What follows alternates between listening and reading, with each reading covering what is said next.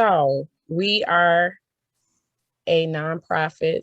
We call ourselves Black to the Land Coalition, which is a play on getting back to the land, getting back to nature.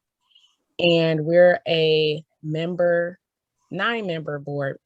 And we are an organization that came together as a nonprofit, but we operate as a co-op, and we have group decisions that are made, our principles,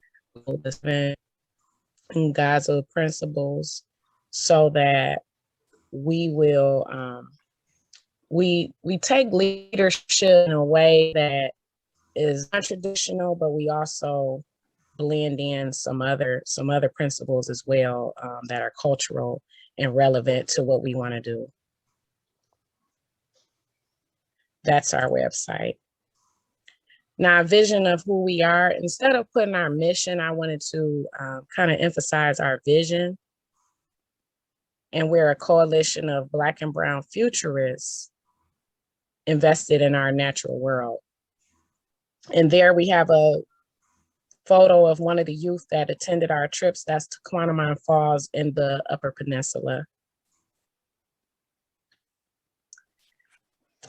What we do several things, but primarily we're known for our camping trips.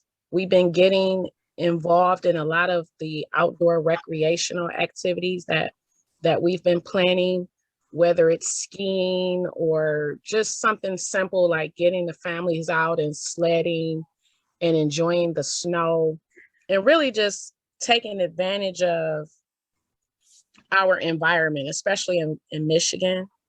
We encounter all 4 seasons. And so instead of, I guess, well, not counting today, the snow is putting a damper on our gardening season, but during the normal winter months, just taking advantage. Oh, can you hear me? Okay. Yeah, so just taking advantage of winter activities when it's winter, summer activities when it's summer.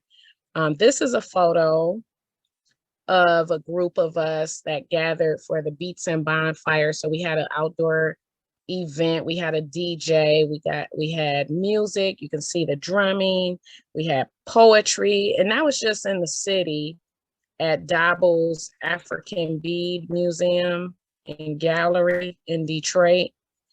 And that was something, a pop-up event we did because of the pandemic last year, and we wanted to start incorporating some activity because people were longing for bonding and fellowshipping with other people, but also in a safe manner.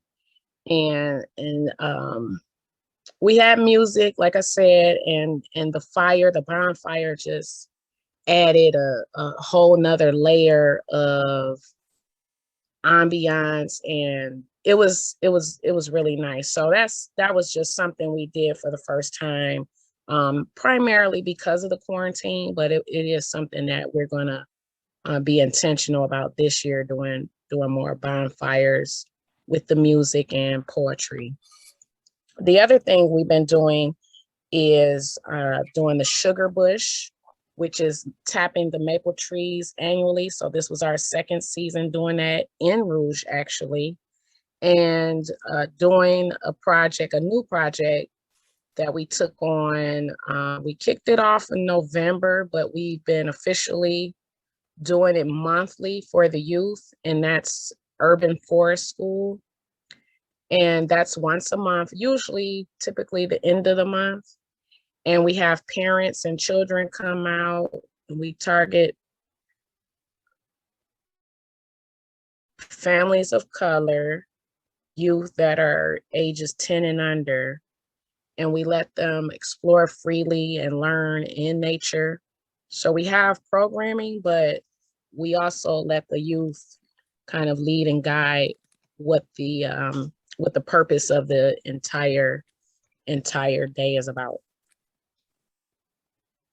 So a little bit more about the Urban Forest School. We usually every month we have a theme. So at the bottom, those are some of the themes that we've done in the past. Like for Thanksgiving weekend, we did Friendsgiving, and we did Scout Hollow that particular month for that trail, and that was our kickoff. We did walking sticks for January on the Sorensen Trail, and the children learned that, you know, walking sticks were important, so they collected a good stick that was appropriate for them, their size and height, and kind of learned about what is the value of a walking stick besides balance and using it as a weapon and things like that. For February, we took the children out the city and we were downriver at the Detroit International Wildlife Refuge. We did a moon circle there. For March, we were in D-Town Farms. And for this month in April, which is actually this Sunday, we're doing an Earth Day activity. But at D-Town Farms, we did the spring equinox ceremony, and they took a little transplant, a calendula flower, the seedling home. And so that was really nice. People, the families enjoyed that. And typically we have parents register on our website ahead of time, and we can plan the activities out from there. And with that's a photo of our sugar bush and tapping the maple tree in Rouge Park. The tubing that's involved in collecting the samples. And really, it's a good STEM activity for adults and the youth to collect data, to see how many gallons are being collected. A lot of work goes into it. One of our board members, Antonio, he leads an entire team of volunteers, has a number of people from the indigenous community come out from up north to open up with an official ceremony and a closing ceremony, and really teaching us about the value of how it's done and working collectively. We have to set up a fire set up on site to boil it down, and it's the boiling down process, and you'll see in the film, it yields a small amount after all the hundreds of gallons we collect, but it's, you know, all in all, of course, still worth it. But it puts into perspective on why maple syrup is so expensive, you know, for just a few ounces. But all the love in the collection is really worth it when you collect the syrup. And then I am going to show a film, which is about 4 minutes long. And then after that, if anyone has any questions about Black to the Land, you can ask questions.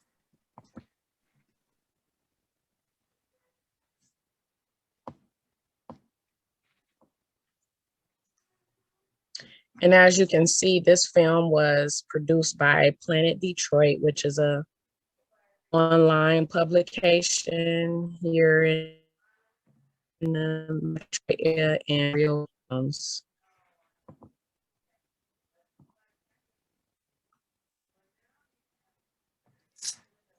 See if you can. And you want to drill only the first like inch and a half, because that's really where all the sap and sugars move up. So you go through and you do mostly parallel, maybe a slight up angle.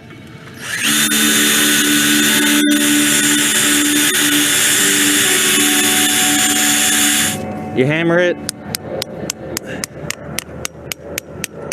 about to where the ring is, and you can see already there's sap starting to drip.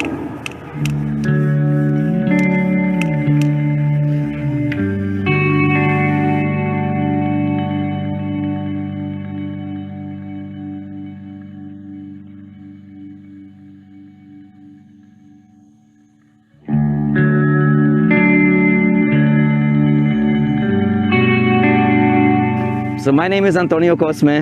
I'm with the Detroit Indigenous Peoples Alliance. I'm one of the co-founders of Black to the Land. And I work for the National Wildlife Federation, and NWF is kind of like the co-sponsor with the city on this project. We got an MOU with the city to like have permission to tap these trees and to harvest out here and to have a fire out here and to camp out here during during this month of the sugar bush.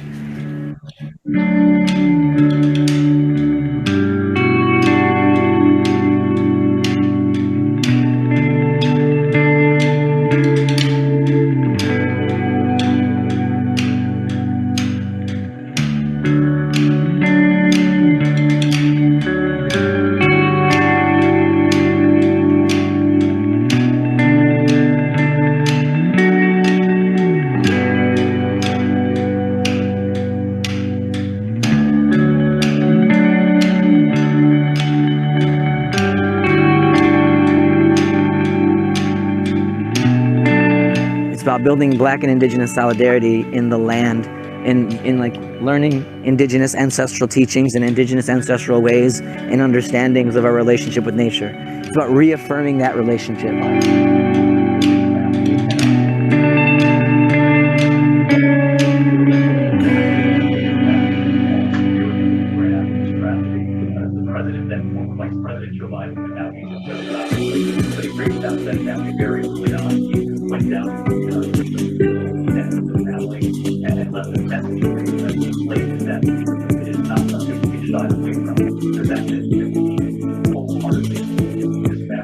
People nowadays, kids nowadays, you usually see them indoors, especially with Corona, and we have school indoors, so we spend a lot of our time inside. When you grow up in the city, you live in the city, you know there's, you know, like the countryside or whatever, like you can go up north, but you don't really realize how much nature is actually here that we have access to. In America, we're facing a huge epidemic right now, and that's obesity, and that's heart failure, and that's diabetes. And that's because of our processed foods that we buy in the grocery stores.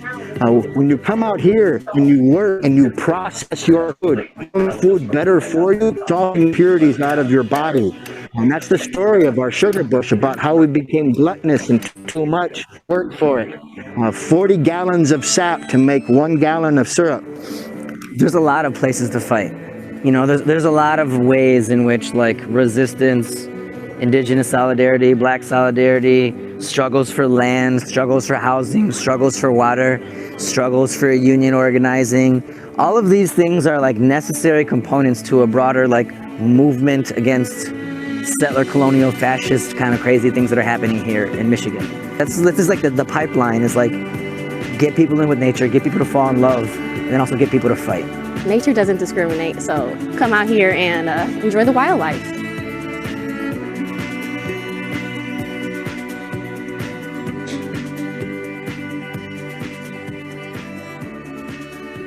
Okay.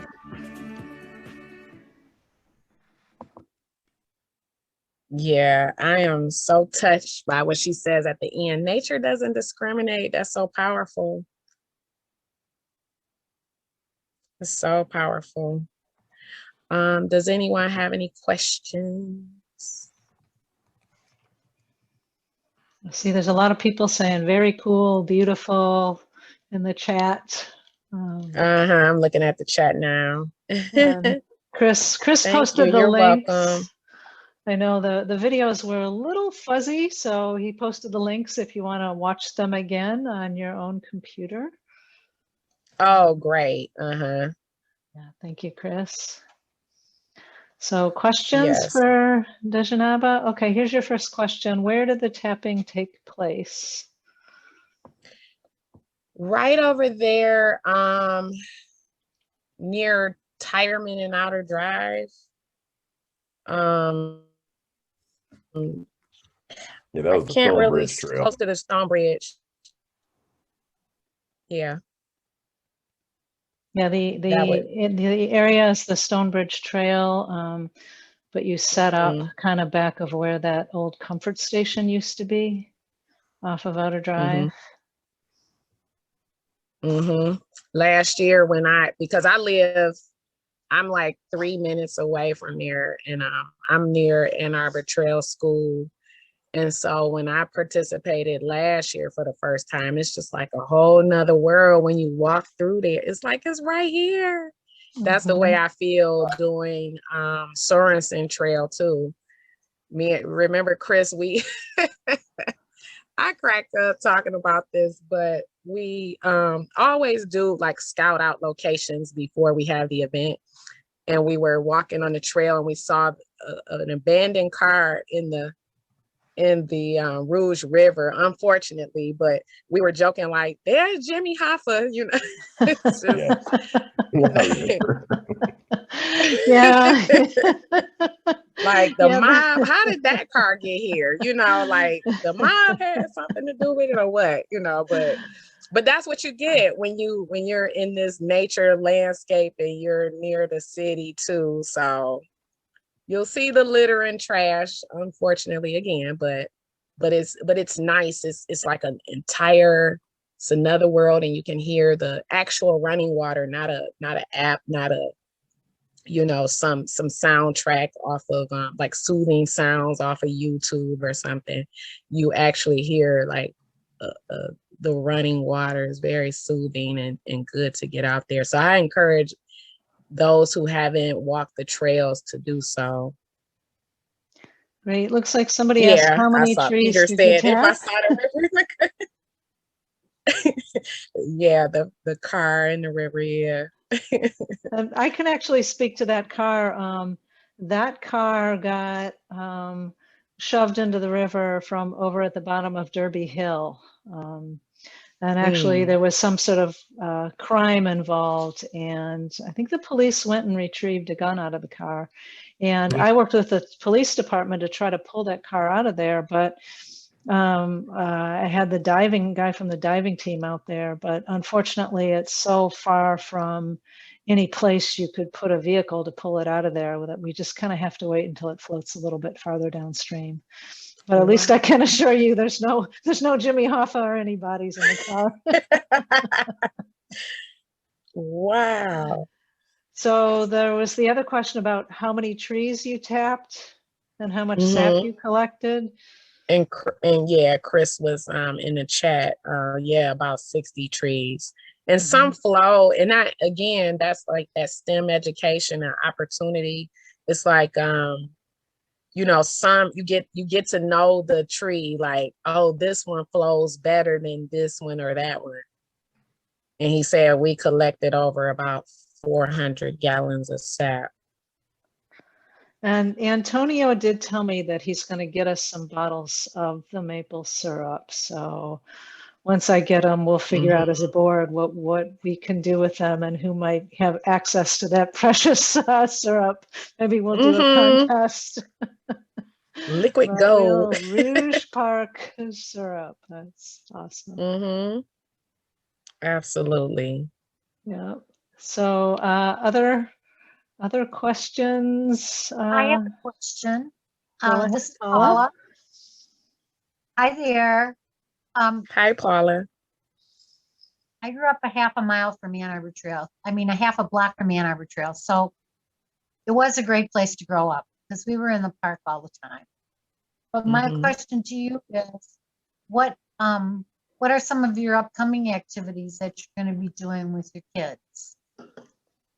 So this Sunday, we're doing Stonebridge Trail specifically for Forest School.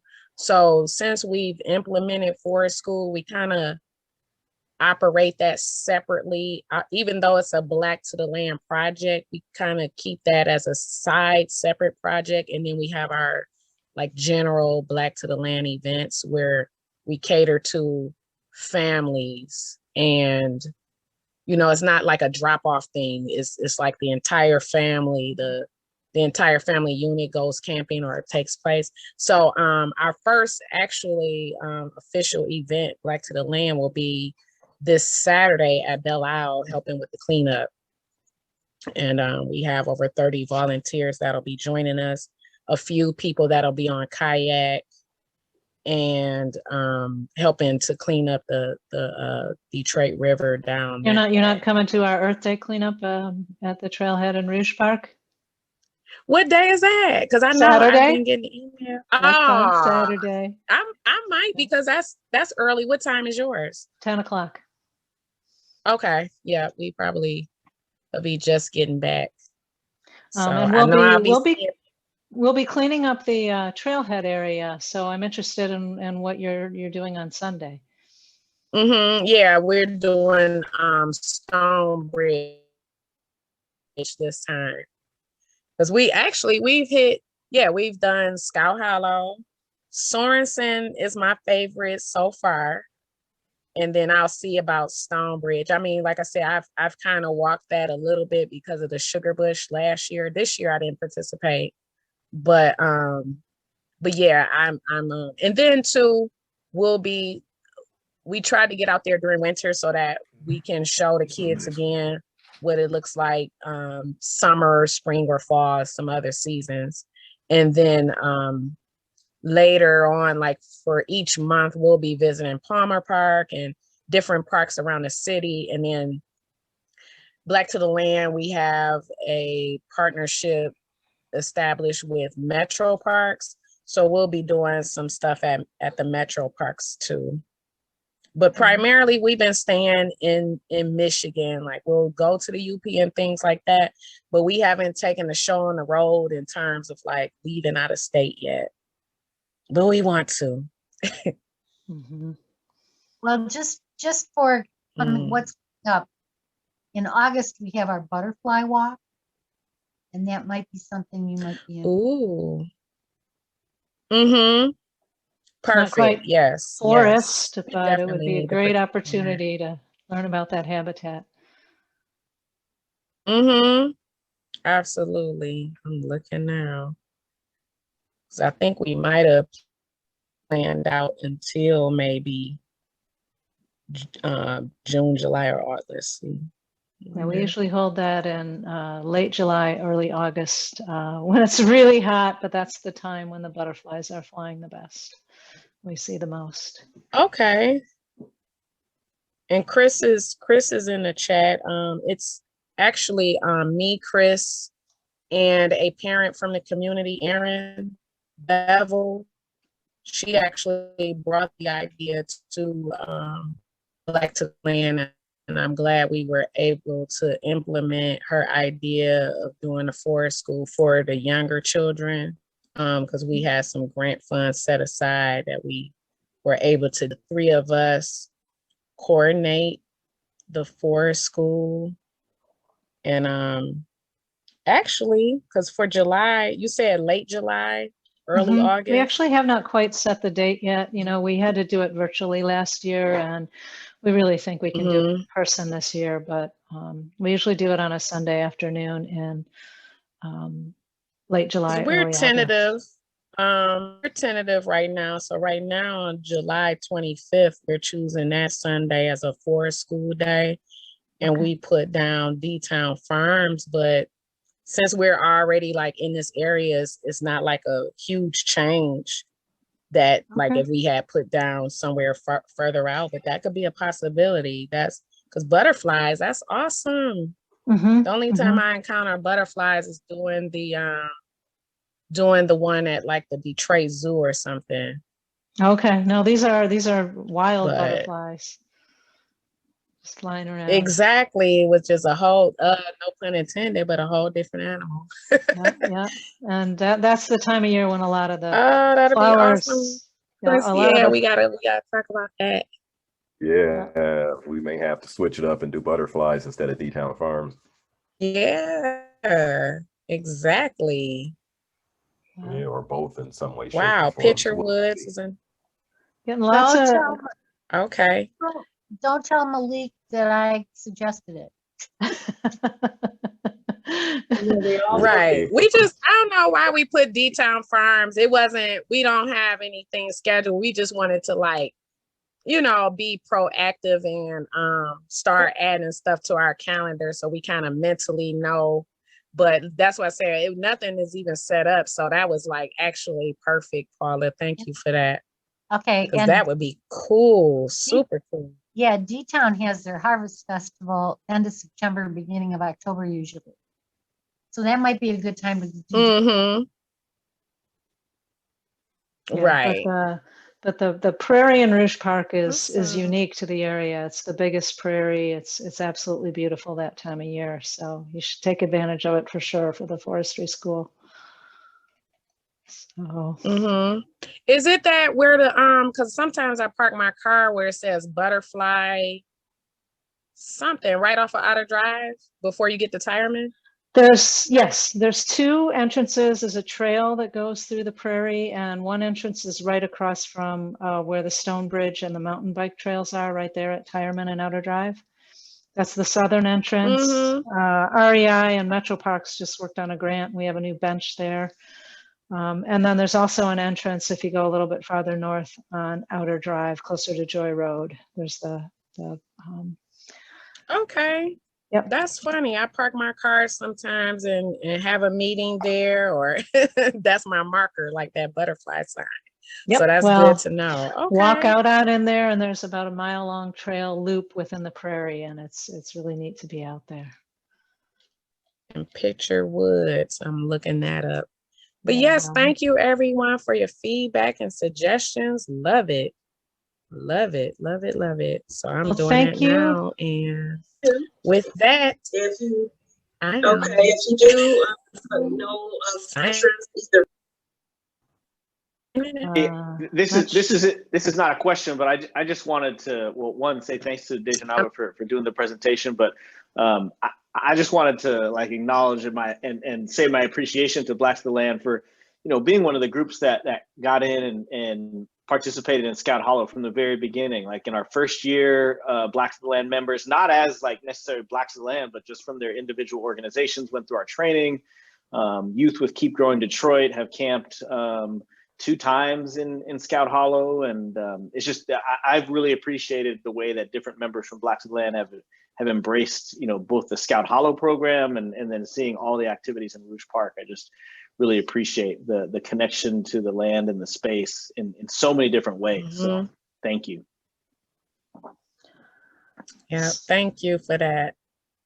You taking me back, Garrett, because yeah, when I went through the training, the click training, I don't know if Black to the Land was just official yet. Like we just knew each other. We all knew, the members knew each other, but we formed, and now we're like formally organized. So yes. Yeah, and then you, Djenaba, you didn't started. like the next time I saw you at Scout Hollow, you were showing up when another group was camping. You were just bringing them lunch. You're like, hey, you're, you know, like just the spirit of like connecting and helping folks, you know, be outside and be in nature is evident. Yeah, I cooked them an entire lunch just so they could focus on their training and not worry about the food and feeding component. Yeah. That's amazing. Yeah. Well, and they're doing they're camping and doing training around climate activism too. I think that group was getting ready for like how to like go to downtown Detroit, and you know, these are young people talking about like how they wanted to make their voices heard around advocacy and activism. It was awesome. Mm-hmm. That's great. It's great to have your organization get started right here in our area.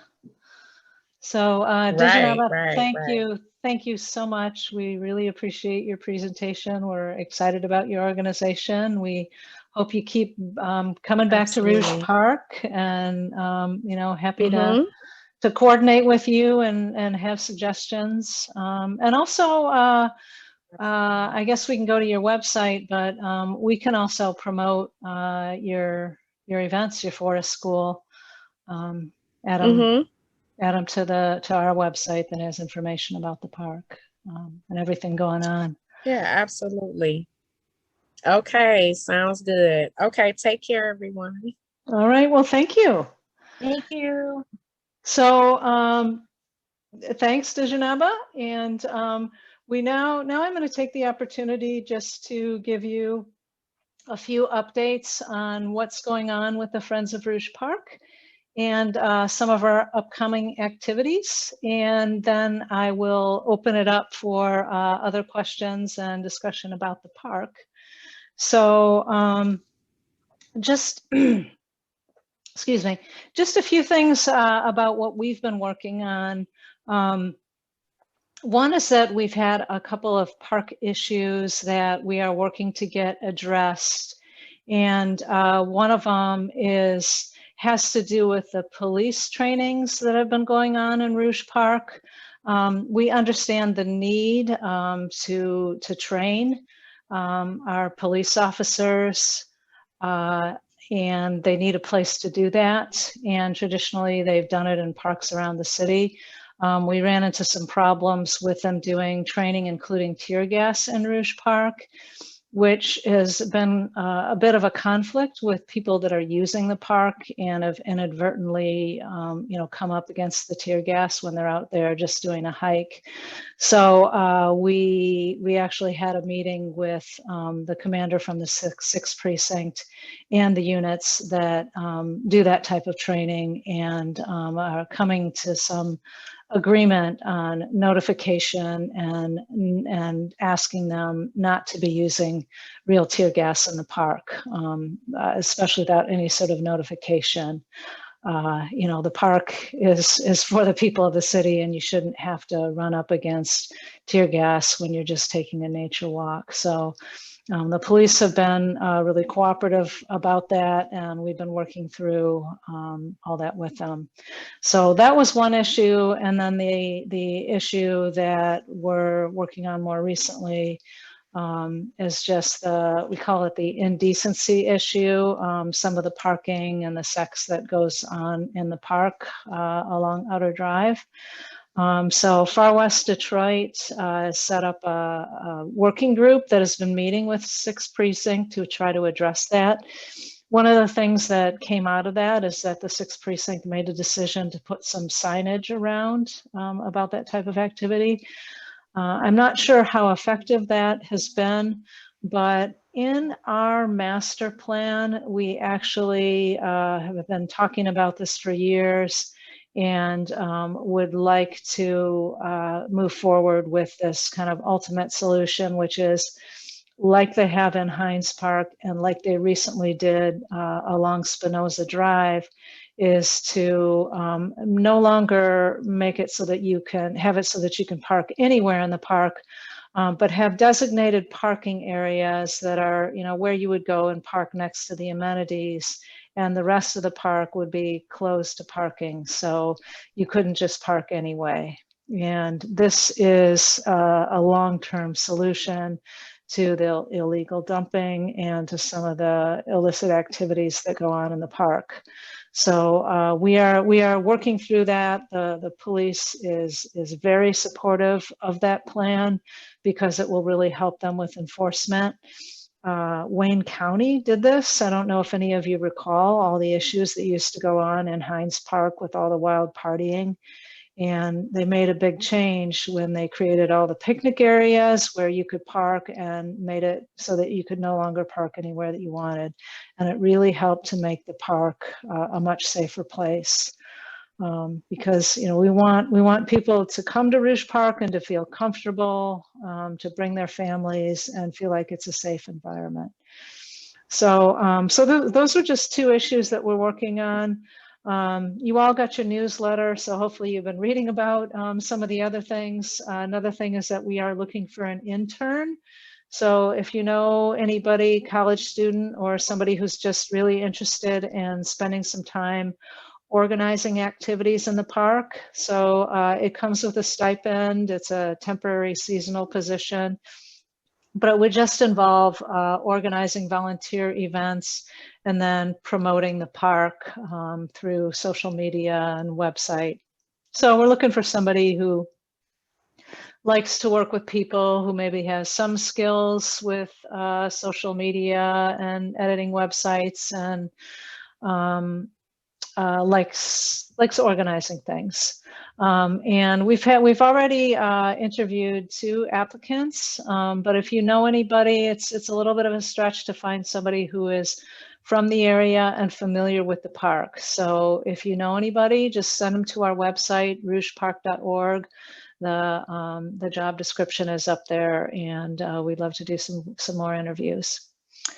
And then we are really happy to, after a year of really not organizing any in-person events in the park, even though you know, virus rates continue to climb in the city and in Michigan, which is really alarming. At the same time, we are not in the same place that we were in a year ago when we didn't know anything about this virus, and we were putting caution tape up around the playground equipment and around the basketball courts because the understanding was the virus could be spread by touching things, and it lives for 3 days on metal. Now we've come a long way in understanding that it's mainly spread through the air, but outdoor activities in small groups, masked and socially distanced, are, you know, really limit your risk, and especially as we all get vaccinated. So we feel comfortable now, even with virus rates fairly high, in organizing activities. So we have lots coming up. The first we mentioned earlier is our Earth Day cleanup, and that's this coming Saturday at 10 o'clock. We meet at the trailheads for the Stonebridge Trail. There's a sign right there at Tireman and Outer Drive. And we'll just be cleaning up all around the trailheads. There tends to be a lot of garbage dumped in that area, so just cleaning up around that area and maybe move into the trails a little bit, depending where we get. So Black to the Land will have some really nice looking trails when they go out there on Sunday. So please join us. We are asking people to pre-register for all of these events because in addition to asking you to wear a mask and socially distance, we do want you to answer some, you know, health questions. Things like, you know, have you had a fever, or have you been exposed to anybody with COVID in the last 14 days? So go to our website and sign up for that. Then the following week on Arbor Day, which is a Friday, April 30th, and we apologize for sending that out saying that was Saturday, but that's Friday, April 30th, Arbor Day. At 12:45, we're going to be doing a tree planting. And this came about in conjunction with DTE. So they are providing the trees. We're going to be planting 20 trees, and we're doing this along Spinoza, right in front of where the Scout Hollow sign is. So not in Scout Hollow, but where that sign is along the bike path. And this is part of the master plan that, you know, all of our bike paths, perimeter of the park used to have big, beautiful elm trees. So this is to replace some of that. And DTE Foundation is providing the 20 trees. And because the city didn't really have the resources, they're also going to be digging the holes and placing the trees. So we'd love to have you come out and help plant those trees. You don't even have to dig the holes or place them in the holes. You just have to get them in there planted. We'll be doing it in small groups, placing mulch. And then the Friends of Rouge Park have taken on the job of watering those trees. Greening of Detroit will come and assist us. They have a watering truck in May, but for the month, actually in June, for the month of April and May, we are responsible for watering these trees on a weekly basis. So I know Garrett and Donna have offered their pickup trucks, and there's a fire hydrant over there we're going to be using to water the trees. So we also could use your help in hauling some 5-gallon buckets to water those trees. So again, that's 12:45. There's a link on our website. You actually sign up through Global Relief, which is the other partner. They're an organization very similar to Greening of Detroit. They're just a bigger organization, got started before them. So please sign up for that. And then in addition to that, our annual Rouge Park Appreciation Day, Rouge Rescue, is May 15th. That's our big annual cleanup that, you know, we regularly get 300 people for. Now, we are going to be unable to hold it like we usually do with the initial gathering in the morning and then send people out. We're not going to be hosting lunch. We just don't, that would just be too close a contact given the COVID situation. Instead, we're asking people to sign up for a site, and we'll limit each site to about 25 people. So one of those sites is to clean up around the Brennan Pools parking lot, and that'll be led by Arthur Edge and Lorraine Harris. So you can sign up for that. Another site will be Joe Prance Park, if you're familiar with that part of Rouge Park, right at West Chicago on the west side of the park. So Sarah West and Paula Triletti will be leading people and picking up trash and also pulling garlic mustard. It's an invasive plant. The third group is going to be the roving crew. So they will meet at Joy and Spinoza, but then prior to May 15th, we'll have identified spots around the park that they will go to clean up. So if you know an area where there's a lot of trash that they could help get out to the road, just let us know. Email the Rouge Park at Gmail, and we'll add that to their list. And then the last group is the Sorensen Trail. Djenaba mentioned that. If you've never walked that trail, it's just absolutely gorgeous. It's the trail that my husband and I started walking when we first moved back to the park, back to Detroit, 30 years ago. So that's down by the cannon. So that group will be picking up trash, working on that trail, trying to get it in shape for the grand opening for that trail and the recreation area up there. So again, go to our website, rougepark.org. We haven't set the date for the butterfly walk, but it looks like, given our conversation with Djenaba, it will probably be Sunday, July 25th. We'll get that up. And then one last event that isn't ours, but Planet Detroit, the local environmental newsletter that featured that video, is sponsoring a botany walk in Rouge Park on May 1st at I think they're going to do the Stonebridge Nature Trail. So that's also on our website. So with that, unless our board has any other reports they want to give, I will open it up for questions. So any board members have any additions?